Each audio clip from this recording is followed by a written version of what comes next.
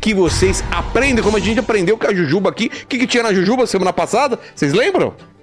Milho. Milho? Milho. Você imaginava que na Jujuba um negócio doce tem milho? Não sabia. Ideia.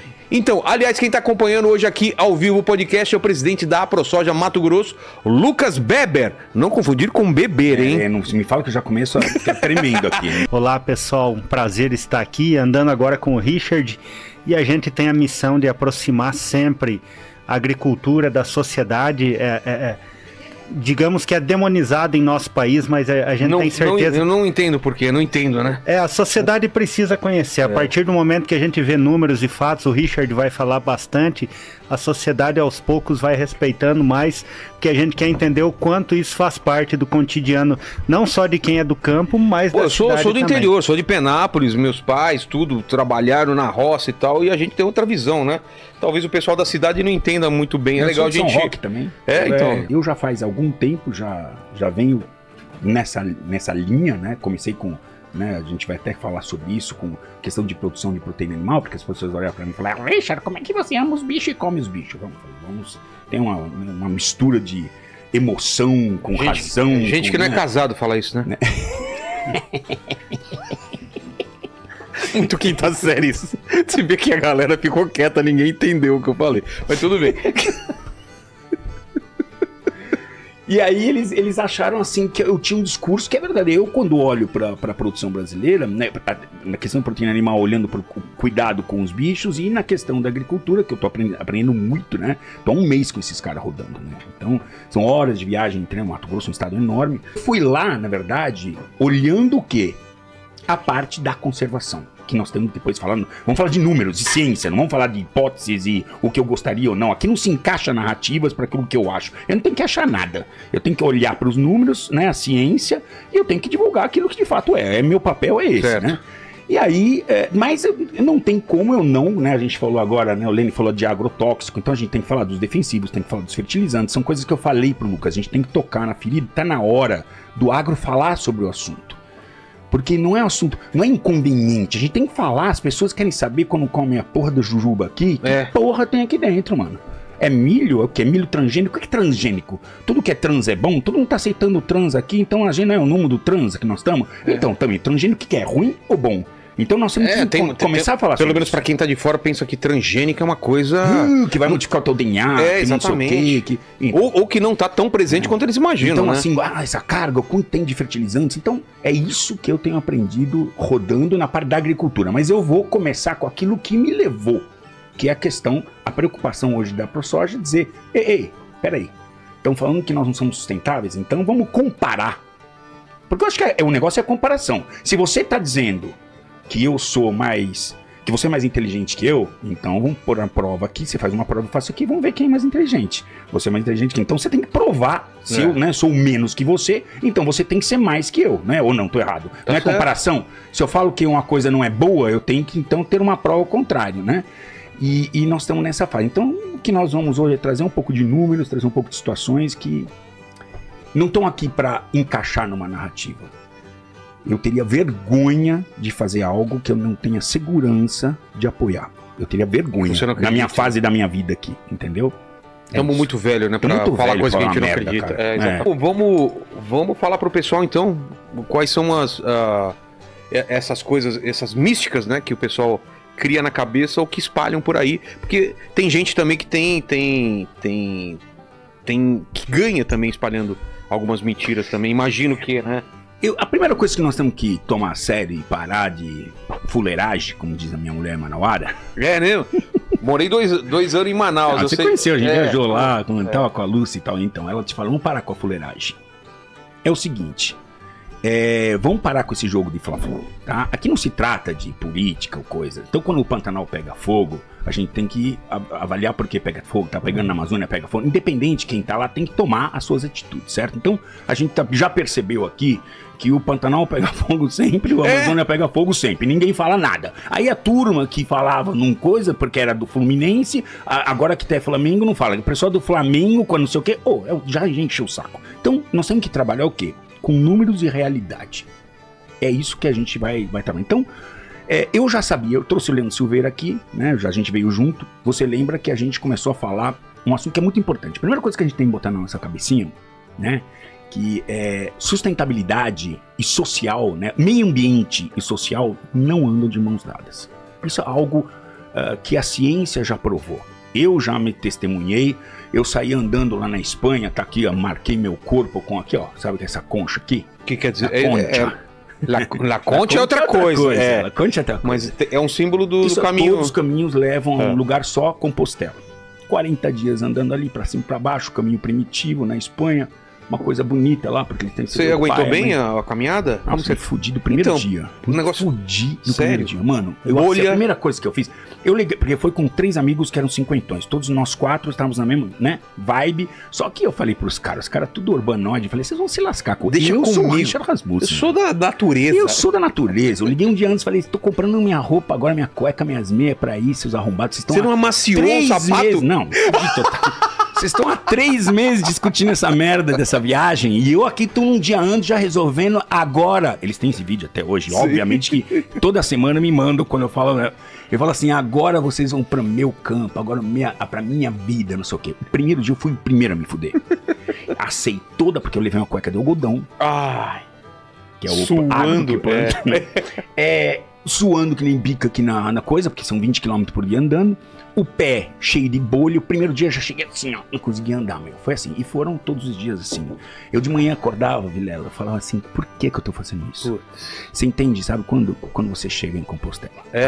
Quando tem um cara com uma gaita de fole, você vê aquela igreja, aí você chora que nem uma criança, papai. É que nem um sítio, é a alegria de quando você compra e quando vende, né? São aquele, o período do meio é uma bosta, mas a ida e a chegada são exemplares. Aí você entende. Carrega menos peso, né? Eu levei uma mochila atrás, ela tinha 13 quilos e uma na frente com 6 quilos. Eu voltei fui deixando. Acho que é esse o intuito do caminho, é largar as coisas e não carregar peso nas costas. Cheguei com 3 cuecas e 2 camisetas. É isso. E lá, o que eu não vi? Bicho. Não vi bicho nenhum. Que estranho. Não é estranho. Por quê? Porque assim, é uma questão lógica. Não tem roedores, pequenos Eu não vi em 40 dias, eu vi uma salamandra. Só? Um anfíbio caudata, a única coisa que eu vi. Que tipo de vegetação é lá? Ele tem uma vegetação temperada, né? De ambiente temperado. Não muita árvore. Norte. Não, mas tem árvores, tem. E mesmo assim? Lá tem o famoso, que é originário de lá, é o javali. Tá. Né, um dos caras se me lembra. Não vi nada, nem javali. Tá. Essa porra de viagem. E fui lá, caminhei 40 dias. E o que eu vi? Muitas propriedades, uma ao lado da outra. Pai com mãe, filho com pai, trabalhando e tal. O que isso significa? E onde está a diferença do que eles fazem lá e de como eles produzem lá os seus alimentos, como nós produzimos aqui nosso alimento? As áreas são menores e tem mais gente. Ai, socialmente é lindo, beleza. Mas o que acontece quando você picota? Vamos pegar essa mesa e você picota ela em 10 propriedades. Sei. Você tem 10 cachorros, 10 gatos, 10 armas. Você tem 10 vezes 4 vezes 5, 50 famílias, 50 pessoas andando nessa área. Onde está a diferença para o nosso modelo aqui? E lá você cultiva 100% da tua área. Você compra uma área, ela é sua. Você tem direito. É minha, eu cultivo até o limite do rio, até não sei o que. A gente vai depois até entrar com algumas fotos que eu acho interessante a gente fazer a comparação. Legal. Mas é só pra gente começar a esquentar o tamborim. Aqui não. Aqui você tem uma área maior, onde você tem um código florestal que te obriga, no sudeste do país, na Mata Atlântica, que é por biomas, na Mata Atlântica 20% tem que estar preservado, você pode usar 80%. O Código Florestal exige que você tenha o quê? APPs, que você tenha a reserva legal, você tem que manter a floresta na sua propriedade que você pagou de no mínimo 20%, 35% do cerrado, 80% na Amazônia. Tá? O que acontece lá? Vamos lá para o cerrado. O cerrado, vamos pensar que essa mesma mesa é uma área de um produtor. 35, 40% dela é floresta. Os outros 60%, você tem a sua produção. O que acontece? Quem vive no canavial, quem vive no campo de soja, era melhor ter floresta. Bom, era melhor ter floresta, então vamos fazer o seguinte, né? Porque todo mundo aqui, se você é onívoro, vegetariano ou vegano, você come Alguém produz ou plantou pra você? Você desce da Augusta ali, pega uma maçã orgânica e fala, é com celular grave, eu falo, estou fazendo conservação. Aquelas coisas de urbanoide que não entende que o bife veio da vaca ou coisa. Alguém plantou ou produziu pra você, mesmo se você seja vegano, você plantou, alguém plantou aquele negócio, pode ser orgânico, não, alguém plantou. Então, o que acontece com a nossa produção? Como não vive ninguém nesses campos, os animais circulam, isso é trabalho científico, tá? Inclusive agora, saiu há pouco tempo atrás, mais um trabalho produzido recentemente, quem deu notícia a isso foi o Chico Graziano, mostrando a adaptação desses animais porque nós achávamos, meu Deus, então o campo de soja o bicho não vai atravessar. O bicho atravessa porque não tem gente. Então ele começa a utilizar essa paisagem, utilizando as reservas legais como fragmentos de floresta, em consórcio com as unidades de conservação e o próprio campo para circular. O bicho está ali. A prova é maior. Isso eu acho importante, se a gente depois puder forçar a realidade, por exemplo, do queixada. O que é o queixada? Tem aí material para colocar? Tem um videozinho bem danado do queixada para mostrar a quantidade de queixadas que a gente encontra. O queixada é um animal que, nacionalmente, ele está na categoria de ameaçado. Porque a nossa política é nacional. Nós vivemos num país continental. Esse tipo de avaliação tem que ser feita regionalmente, cara. Ele está extinto no sul, o queixada. Ele está ameaçado no sudeste. E ele no centro-oeste, ele explodiu a população. Uma praga? E por quê? Por quê? Porque o agronegócio está alimentando ele bem gostosinho. Eles estão dentro do campo de milho. Depois tem um gráfico pizza importante mostrar isso. Eu acho que tem 2 vídeos bons mostrando a quantidade de queixadas passando ali num campo de soja. É assustador, assim, varas de 150, 300 bichos. Aí eu te pergunto o seguinte, tudo que eu estou falando agora eu vou te provar através de estudo científico que nós temos levantado, tá?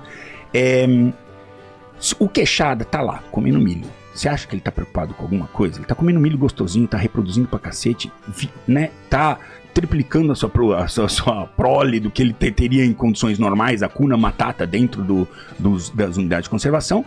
Ele tá lá comendo milho. E aí, quem vai atrás dele? O queixada é o quê? Você aprendeu isso com o Leandro. É o principal alimento da onça pintada. Verdade. Então a onça pintada tá lá dentro. A onça pintada usa esse mosaico. Toda a fauna usa esse mosaico, que é composto de um celeiro de alimentação para os herbívoros. Ao mesmo tempo, se estão os herbívoros, estão os carnívoros, usando a plantação, usando as reservas legais, que estão protegidas, e os fragmentos aí de unidade de conservação que estão em volta. Esse trabalho foi desenvolvido aí no Parque Nacional das Emas, tem outros lugares que estão desenvolvendo o mesmo trabalho. Então assim, onde eu quero chegar com isso? O agro é ruim? Por que a gente sempre fala que o nosso agronegócio é ruim? Comparado com quem? Com o europeu? Quais são as críticas? Normalmente. As críticas que normalmente tem é que nós não produzimos com sustentabilidade. Essa é a grande... E quem é que está fazendo isso? Essas maiores críticas? Os europeus. E por que estão fazendo isso? Os europeus. Porque é uma guerra comercial. Aqui no Brasil, cara, a gente tem 3 safras no centro-oeste. 3 safras em uma única área. Você tira a soja, você tira o milho, depois você pode irrigar e ter um terceiro como feijão, por exemplo. Em um ano você tira isso 3 que é produtos. Tecnologia? Tecnologia e Deus, que nos deu nós vivemos em áreas que são muito férteis, comparadas. Nós não temos, por exemplo, lá na Europa, produz uma vez só. Por quê produz uma vez só? Porque metade do ano tá inverno, cara. Tá embaixo do gelo. E os caras têm raiva disso. Pô, imagina, os caras perdem, né, uma estação inteira. Ou 2, né? Não sei se outono dá pra...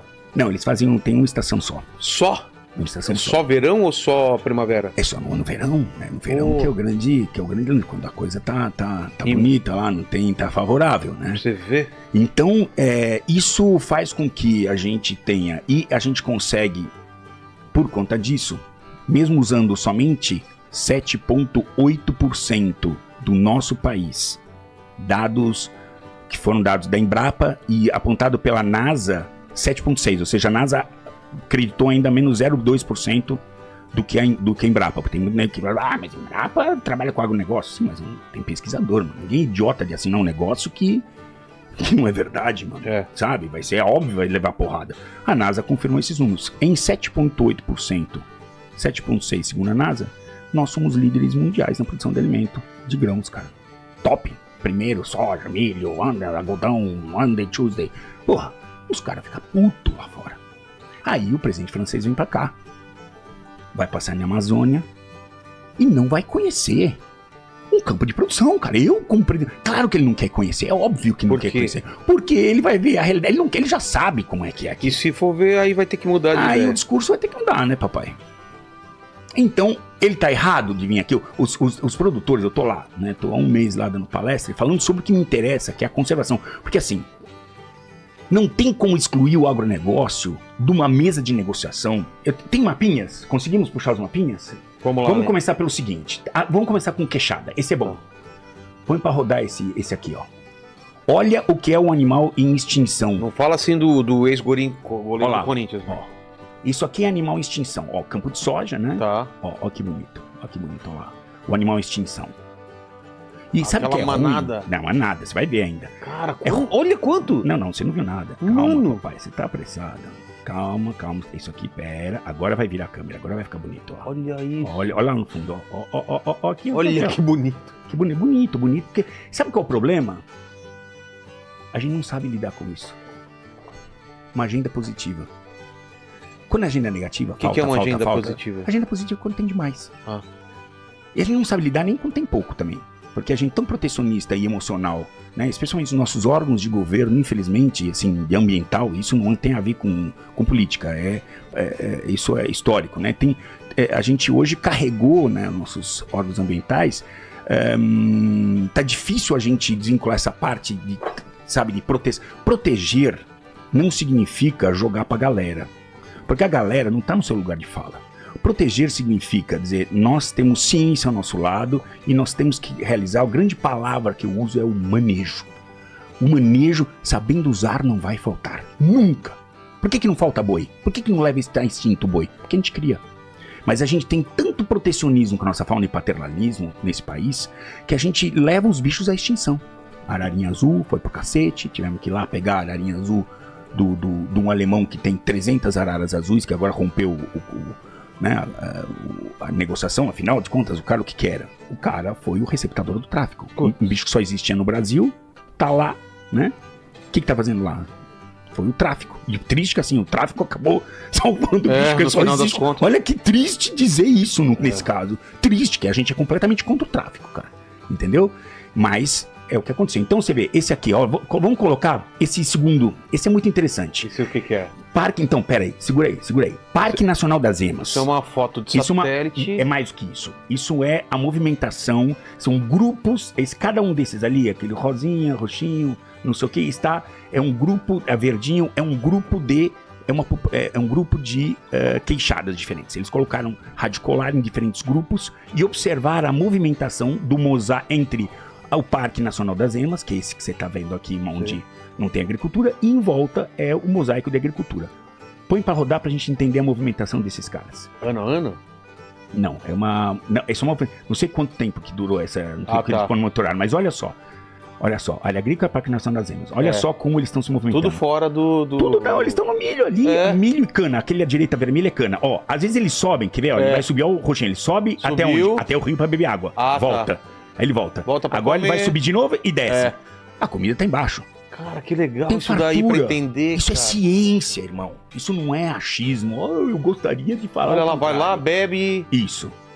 Mas não tem água aqui embaixo também? Não, pode ver que esse outro grupo de baixo, do roxinho, aquele, ele só ficou embaixo e ele bebe água na própria reserva legal, na própria APP. Tá vendo que ele desce? Tem um rio embaixo, o da esquerda. Ele nem sobe mais pro Parque das Emas, nem quer saber de Parque das Emas. Que legal. Louco. Fica aqui no Parque das Emas. Aqui na Matata. Eu quero comida, velho. Não, o Simba é amigo do Pumba aqui, mano. Aí, desce nesse pizza, que é legal. Esse pizza é bem bacana, cara. Isso é ciência. O Lenny tá com tanta fome que ele... pensei que ele ia clicar numa pizza mesmo, né? Do jeito que ele tá com fome, velho. Olha lá. O que é o amarelo? O que é isso? Isso é o tempo que essa população que foi estudada de queixadas no Parque das Emas, lá em na região de Mineiros Goiás, ou seja, no Goiás, né? Mas é igual no Mato Grosso, como ela frequenta e usa os espaços. Aí você olha, onde é o DNA desses caras originalmente? Mata de galeria. É onde tem água. O que é mata de galeria? É uma mata que tem água, enfim, é uma mata, certo? Claro. Normalmente é o tipo de habitat que a gente fala, o cientista fala, é o tipo de lugar que ele vai ficar. O amarelo, sabe o que é? 63% do tempo milho. Ele passa milho milho da safrinha. O que é safrinha? É safrinha porque você tem a safrinha, é a segunda safra, porque a safra principal é soja e depois vem o milho, tá? Vermelho ali, 14%, o que é? Cana-de-açúcar. Cana-de-açúcar. Então só somar 63 com 14 dá 77. Olha a mata de galeria, 8%. O cerrado típico também. Então, esse cerrado denso tem pouquíssimo lá. Isso é a realidade do estudo científico que foi feito, né, ali em Goiás. E o que acontece hoje? A gente não quer olhar para isso. Não é achismo. Isso é ciência. Papai, isso é tanto é que em Mineiros, ali na região de Goiás, né, os órgãos ambientais entenderam, olha, foi um grande progresso, porque normalmente são muito protecionistas com isso. A gente é muito paternalista e romântico. E o cara que tá hoje com a caneta na mão não pode ser romântico.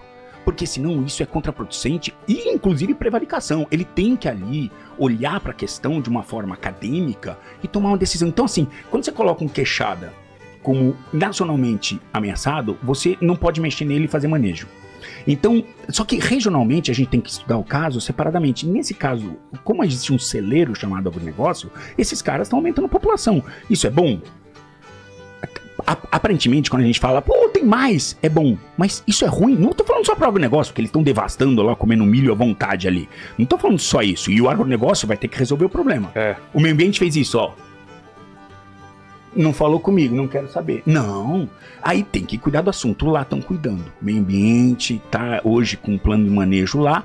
E já tirava o primeiro frigorífico CIF tá saindo do papel e já tá sendo construído, já estão fazendo os primeiros testes e verificando, retiraram 3 mil queixadas dessa região. Por quê? Quero o bicho em excesso.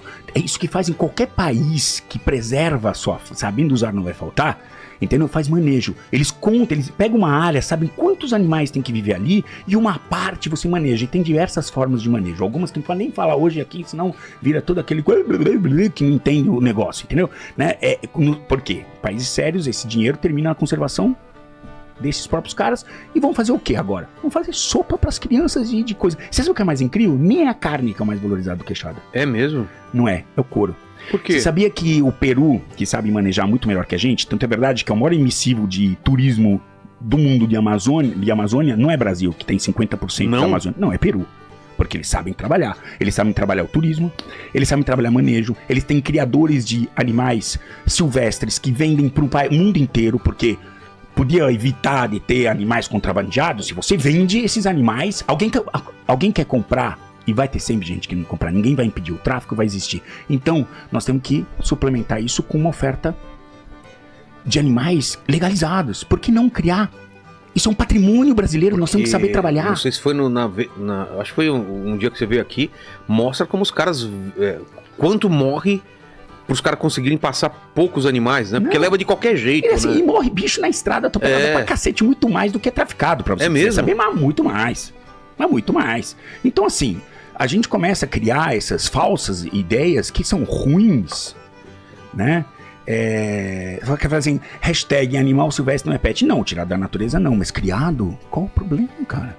Você tá suprimindo uma demanda que existe. O bicho já saiu da natureza, você sai entra nos setas, que é um terror, né? Porque é um monte de bicho chegando ao mesmo tempo e tu começa a dar destinos. Parte para zoológico, educação ambiental, parte para criadores conservacionistas e parte para você enviar para criador comercial, que vai reproduzir. Os criadores comerciais reproduzem mais do que qualquer outro empreendimento